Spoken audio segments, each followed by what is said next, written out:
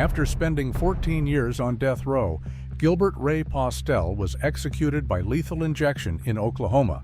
But to understand how he ended up there in the first place, we have to go back to Memorial Day 2005 and a brutal ambush that left 4 people dead.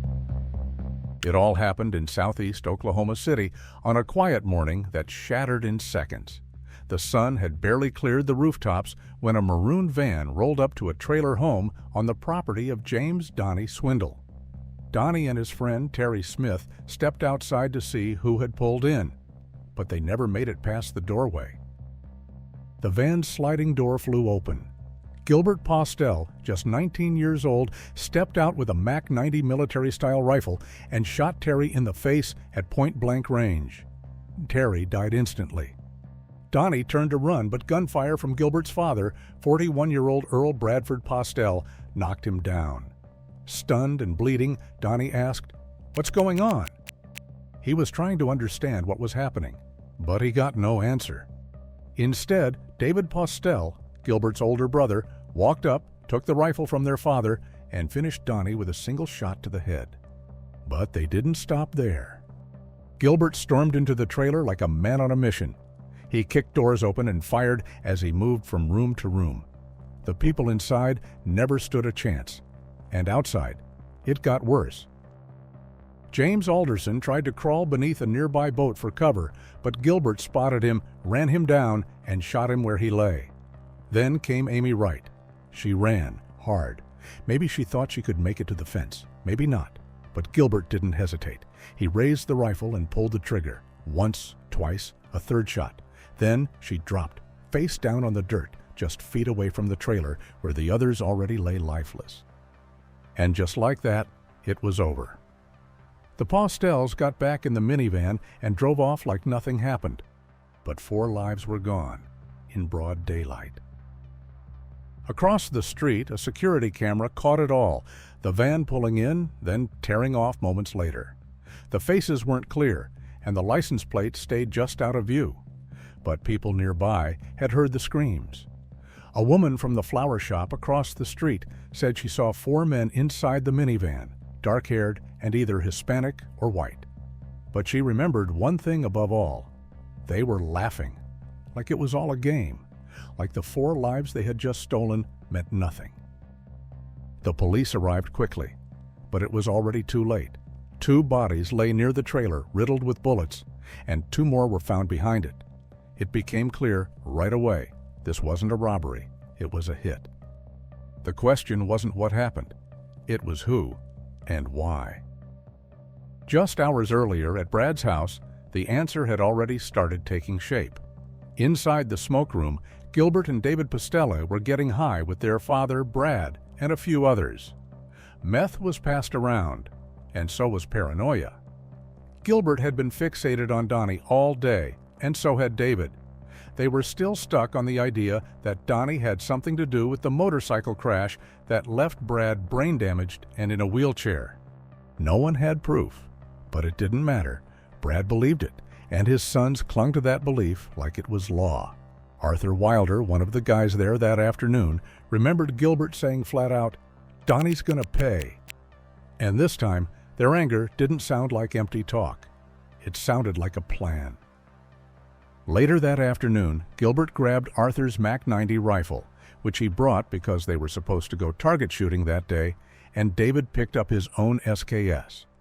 They all piled into the van: Gilbert, David, Brad, Arthur, Arthur's girlfriend, Crystal Bauman, and Randall Bias. But just a few minutes in, Crystal and Arthur asked to be let out. Something felt off, and they wanted no part of whatever this was turning into. They didn't know it yet, but Arthur's new rifle wasn't coming back. Hours later, the news broke. 4 people were dead, and surveillance footage showed a maroon van pulling away from Donnie's trailer, the same van Arthur had just been in. He connected the dots instantly, and he panicked. Gilbert, however, wasn't feeling remorseful at all. When Arthur saw him again at the smoke room days later, Gilbert didn't flinch. He bragged, said he kicked the door in, chased everyone outside, and opened fire, killing them all. However, when the TV showed the news coverage looping the same grainy footage, the van, the scene, the aftermath, the mood in that smoke room shifted quickly, and within minutes, nobody was celebrating anymore. Brad, David, and Gilbert started whispering about the van. Should they burn it, sink it, or just hide it? Time was running out, and they knew it. In the end, they sent Jay Sanders, a friend staying with the Postelles, and his buddy Daniel Ashcraft to drive the van to Indiana. Jay wiped it down, ditched the license plate, and buried the gun parts in the backyard before leaving town. But back in Oklahoma, Gilbert couldn't keep quiet. He was still bragging, still reenacting. Jay remembered him raising his arms like he was holding a rifle and saying, "I shut that bitch up in the corner." In the end, none of it mattered. Within days, police traced the van to Indiana and recovered key evidence. Gilbert was arrested in Oklahoma on August 17, 2005, and David and Brad were taken in the day before. One by one, the others were picked up. Arthur Wilder, Randall Bias, Jay Sanders, Daniel Ashcraft, all arrested for helping them with the murders. While in custody, Randall finally cracked. The charges were heavy, and the walls were closing in. Under pressure, he told detectives what really happened. He claimed he had been in the van the entire time, but thought the plan was innocent. A quick drop-off for Crystal and Arthur, then a trip to go target shooting. But things shifted when David suddenly veered off course, driving past their usual shooting spot. That's when Randall said he got nervous. According to him, Gilbert turned to Brad with a chilling question. "What do we do if Donnie's dad is there?" And Brad didn't hesitate. "Kill everybody." And that's exactly what they did. When it was over, when 4 people were dead, they got back in the van like it was nothing. Gilbert climbed in last and muttered, "That bitch almost got away." Brad leaned forward, hugged his sons, and smiled. "That's my boys." It was sick, and it was enough. The witness testimonies, the physical evidence in the van, it all lined up. And in 2008, a jury convicted Gilbert of 4 murders. For Amy and James, he was sentenced to death. For Donnie and Terry, he got life without parole. Brad never faced trial. A motorcycle crash had left him with brain damage, and he was ruled incompetent. He died 3 years later in 2011, at just 46 years old, never answering for his role in the crimes. David, on the other hand, got life in prison. But even prison walls didn't stop him. From a maximum security facility, he managed to coordinate drug operations as a key figure in the Irish mob gang. Using contraband phones, he connected other members with outside contacts and helped move large quantities of illegal substances across Oklahoma and beyond. A federal judge later held him responsible for moving more than 500 pounds of drugs, tied to hundreds of firearms and nearly $600,000 in dirty money. It wasn't just a side hustle from behind bars. It was organized, relentless, and intentional. An empire run from a prison cell. And for that, David received another life sentence, this time in federal prison. If you want to know what each suspect was charged with, you can pause the video right here. As for Gilbert, his legal team began a long series of appeals. They pointed to his upbringing, a house full of meth, chaos, and violence. His mother walked out when he was just a little boy, and his father ran a meth lab. The people around him were always high, and Gilbert wasn't far behind. By 12, he was already using meth every day. And by the time of the murders, he had been arrested at least 8 times, mostly tied to drugs and weapons. Additionally, his attorney said his IQ was somewhere in the low 70s. But none of that erased what he did. Those facts stayed the same. In December 2021, Gilbert sat before the Oklahoma Pardon and Parole Board asking for clemency. He claimed he didn't remember much about the shooting, that he had been high for days. His attorney argued that Gilbert was just following the path his father had laid down, that Brad had been the leader, that he had influenced everything. And that's when the ironic twist came. State attorneys revealed that Brad had caused the wreck himself, the very motorcycle crash that left him disabled. For years, he had blamed Donnie Swindle, convinced it was his fault. But investigators found no proof of that. According to state records, the crash was a single-vehicle accident.